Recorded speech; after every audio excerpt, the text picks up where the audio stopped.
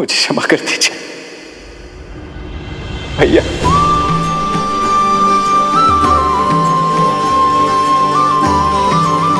क्षमा कर दीजिए भैया। लक्ष्मण उठो।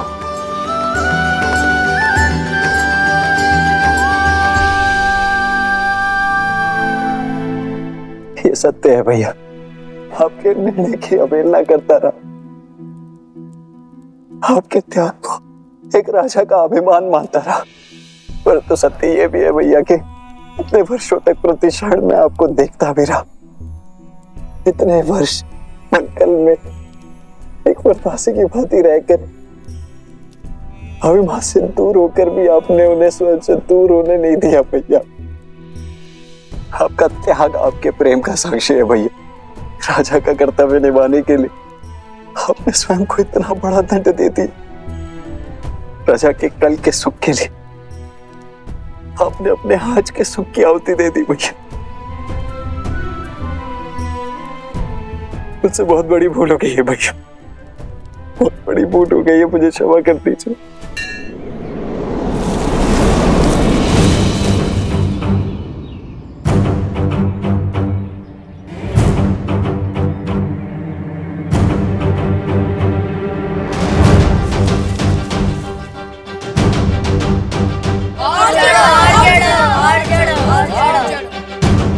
बस अब और नहीं चढ़ पाऊंगा शांडिल्य। पिताश्री ने यज्ञ के लिए श्रीफल मंगवाए हैं। रिक्त हाथ लौट नहीं सकते। ऊपर चढ़ो, अन्यथा दंड मिलेगा।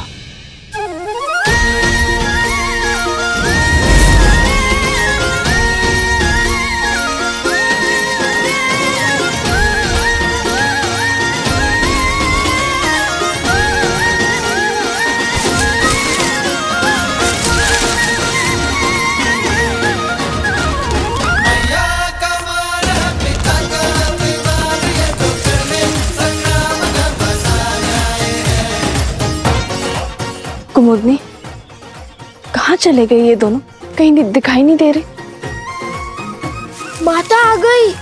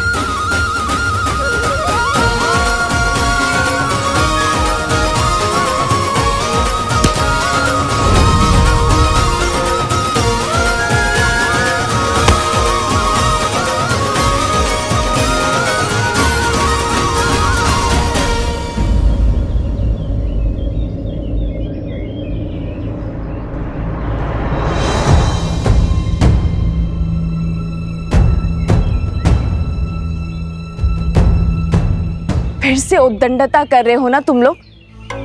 नहीं मानोगे ना तुम दोनों? आज तो तुम्हें दंड देकर ही रहूंगी। कुश, नीचे आओ। नहीं, मैं नहीं आऊंगा। अब दंड दोगी। ऊपर रहकर क्या दंड से बच जाओगे? मैं भी देखती हूँ कि कैसे नहीं उतरते।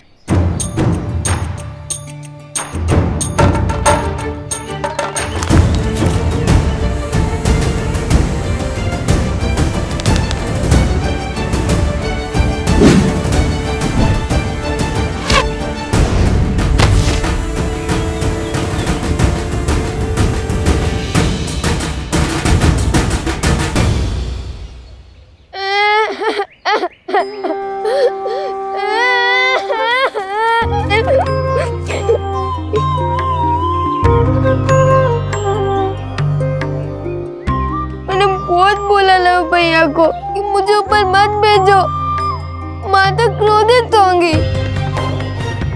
फिर उन्होंने मेरी एक ना सुनी। बड़े भैया का आग्रह था, वरना मैं और इतना बड़ा दुस्साहस। रोना बाद में, पहले दंड लो। जब डांटने का उद्देश्य पूरा हो गया, मैंने रो भी लिया। फिर क्यों डांटना? जो नहीं रो रहे हैं उन्हें डांटिए ना। बहुत वचाल हो गए हो तुम दोनों। आज संध्या का भोजन तुम दोनों को नहीं मिलेगा। जाओ, यज्ञ में भूखे बैठे रहो।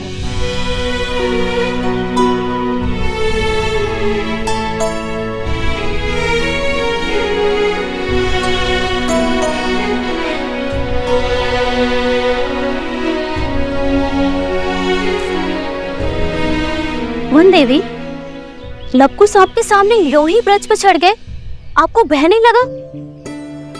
यदि उन्हें कुछ हो जाता तो? माता की सबसे बड़ी पूंजी होती है संतान, और जब माता को अपनी संतान की योग्यता पर संदेह लगने लगे तो समझ जाओ कि उसे संदेह अपनी दी गई शिक्षा और संस्कार पर है।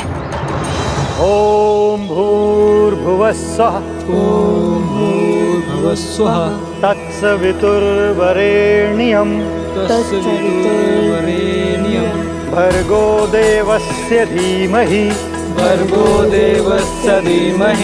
धियो यो नः प्रचोदयात्।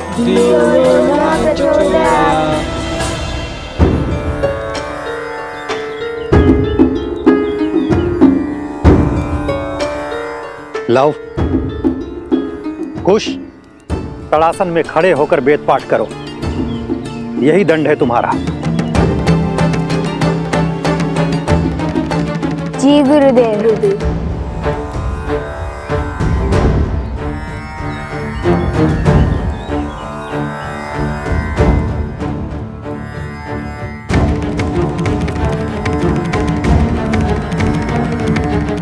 देख रहे हैं लव भैया कैसे माता और गुरुदेव से हमारी चुगली करके हमें दंड दिलवाकर कैसे मुस्कुरा रहा है ये शांडिल्य। पता नहीं माता का मन बसीजेगा भी या नहीं। मुझे तो अभी से ही भूख लग रही है। और जन पाना है, शांति से वेदों का पाठ करो और करने दो। ओम भूर्भुवस्सुः ओम भूर्भुवस्सुः तत्सवितुर्वरेण्यं तत्सवितुर्वरेण्यं भर्गो देवस्य धीमहि धियो यो नः प्रचोदयात्।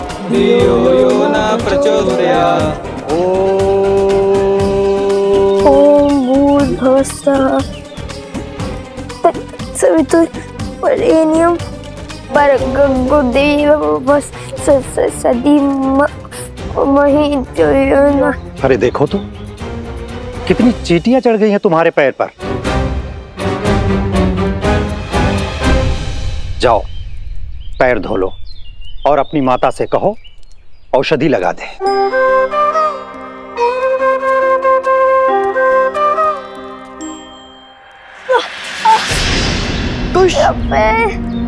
भैया सहायता करो। जाओ सहायता करो। जी गुरुदेव। कुश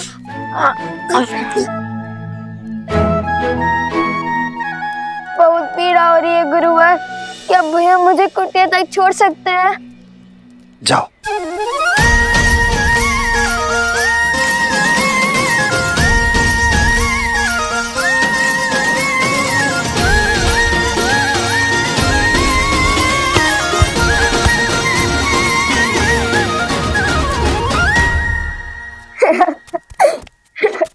क्या आवश्यकता थी इस स्वांग की? आवश्यकता थी भैया। हमने देखा नहीं शांडिल्य का मुख कैसे उल्लू की भांति उतर गया था।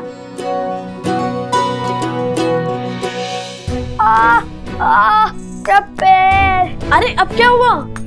बहुत पीड़ा हो रही है। क्या हुआ?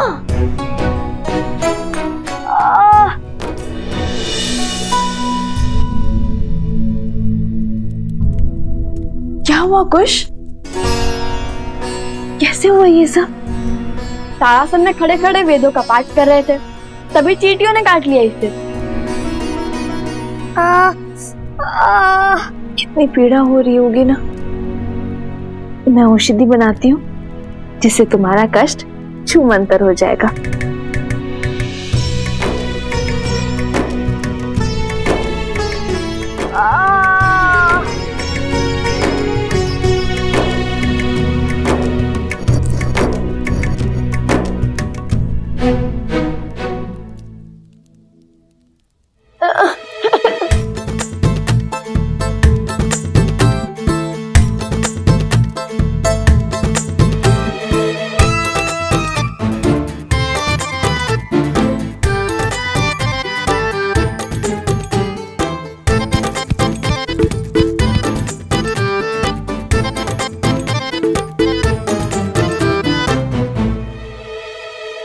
माता रहने दीजिए ना, इतनी भी पीड़ा नहीं हो रही माता। तनिक सी चींटियों के काटने से वीरों को कहाँ कुछ होता है। औषधि रहने दीजिए माता, और भोजन खिला दीजिए, बहुत भूख लगी है। दंड में दया नहीं होती, और जब ऋषि हरित ने अपने पुत्र शांडिल्य को नारियल लेने के लिए भेजा था तो तुम दोनों वृक्ष पर क्यों चढ़े? आज तुम दोनों को अन्न का एक दाना भी नहीं मिलेगा। मुझे लगा आप भूल गई होंगी। अब रोना शुरू मत करना। बताओ लव, तुम दोनों वृक्ष पर क्यों चढ़े?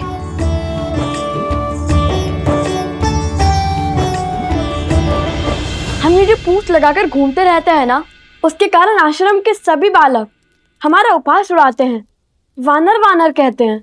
तो तुम दोनों पूंछ लगाते ही क्यों हो? क्योंकि हम श्री राम के सबसे बड़े भक्त हैं।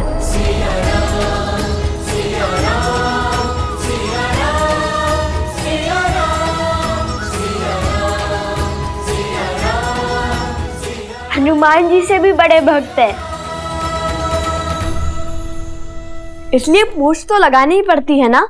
तो इसका शांडिल्य से लड़ाई का क्या संबंध है? और तुमने उसके कार्य में बाधा क्यों डाली? माता, भ्राता शांडिल्य बड़े ध्रुत हैं, सदा हमें छेड़ते रहते हैं। उन्होंने हमें चुनौती दी थी कि यदि हम श्री राम के सबसे बड़े भक्त हैं तो उन्हें उड़कर दिखाएं। और पता है सोमकरण ने क्या कहा? हनुमान जी के पिता तो स्वयं पवन देव हैं। तुम्हारे पिता कौन है बताओ?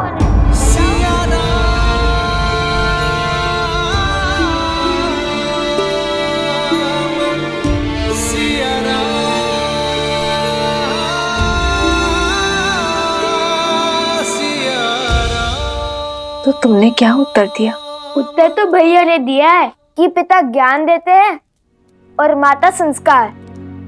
हमें तो दोनों ही माता से प्राप्त हुए, तो हमारी माता ही पिता हुए। अब आप बताइए, यदि हमारी माता ही हमारे पिता है तो इसमें समस्या क्या है? हमें तो नहीं है। माता, हम उड़ तो नहीं पाए, पर वानरों के बाती वृक्ष पर चढ़कर नारियल अवश्य तोड़ लाए हम, है ना भैया? तो हुए ना हम श्री राम के सबसे बड़े भक्त।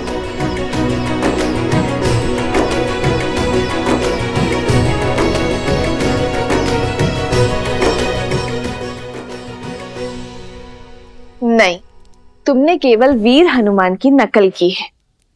चलो बैठो।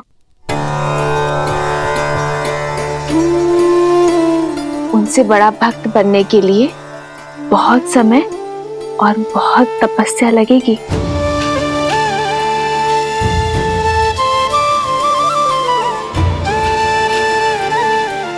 चलो भोजन करते हैं।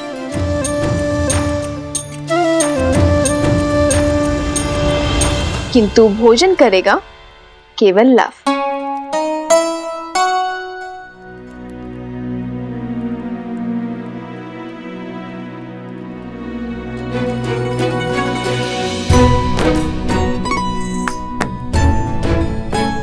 किंतु तुम्हारे दंड का क्या?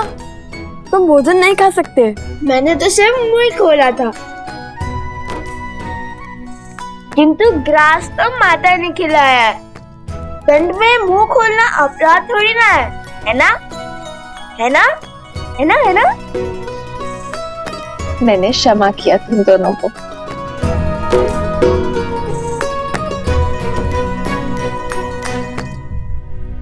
माता, जब हम राजा राम से मिलेंगे ना, तो उन्हें अवश्य बताएंगे कि हम हनुमान जी की भांति वृक्ष पर चढ़ सकते हैं, भांति भांति के कर्तव्य दिखा सकते हैं। फिर उन्हें विश्वास हो जाएगा कि हम उनके सबसे बड़े भक्त हैं।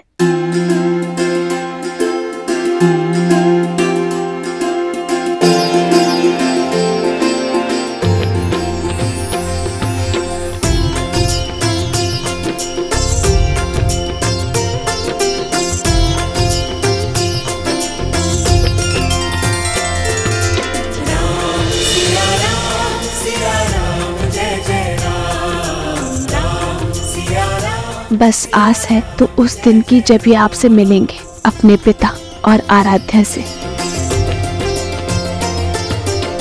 राजकुमार शत्रुघ्न की, राजकुमार शत्रुघ्न की, राजकुमार शत्रुघ्न की, राजकुमार शत्रुघ्न की, राजकुमार शत्रुघ्न की, राजकुमार शत्रुघ्न की, राजकुमार शत्रुघ्न की, राजकुमार शत्रुघ्न की, राजकुमार शत्रुघ्न की।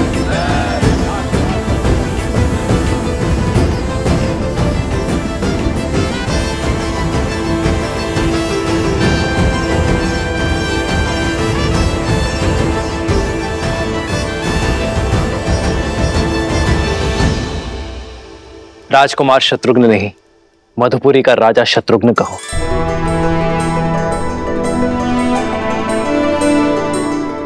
मधुपुरी राज शत्रुघ्न की। शत्रुघ्न, तुमने लवनासुर का वध कर असुरी सोच के प्रसार पर विराम लगाया है। वो सोच जो ऋषियों को अपमानित कर, निर्दोषों को दंडित कर, घरों और मंदिरों को अशुद्ध कर संतुष्टि पाते हैं। बीते 12 वर्षों में आप चारों भाइयों ने समस्त आर्य भूमि में प्रशंसा और सम्मान अर्जित किया है। अब समय आ गया है कि रघुवंश का सूर्य ध्वज पूरी सृष्टि में लहराए, जिसे देख हर असुर और आसुरी सोच भयभीत हो जाए। और इस सपने को पूरा करने के लिए हमें रासु यज्ञ करवाना चाहिए भैया।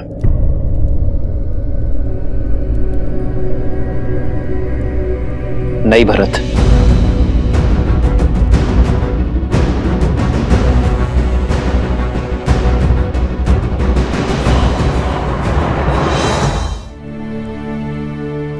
राजसूय यज्ञ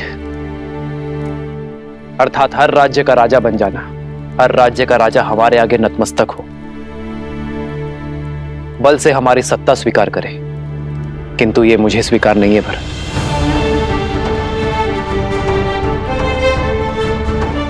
रामराज्य का लक्ष्य है कि हर कोई मन से स्वतंत्र अनुभव करे, मन से मुक्त अनुभव करे। किसी का राज्य छीनकर मैं धर्म का प्रतीक अयोध्या का पावन ध्वज नहीं लहरा सकता भरत। जिस राज्य का राजा सहर्ष हमारी नीति स्वीकार करता है, उसे सुख से राज्य करने का अधिकार अवश्य होना चाहिए। हमें केवल मित्रता और संधि की चाह है, और इसलिए मैं राजसूय यज्ञ के लिए सज्ज नहीं हूं। किंतु राजगुरु वशिष्ठ की बात उचित है। हमें सूर्यवंश की छत्र छाया समस्त भारतवर्ष में फैलानी चाहिए। भैया, किंतु ये होगा कैसे? अश्वमेध यज्ञ से।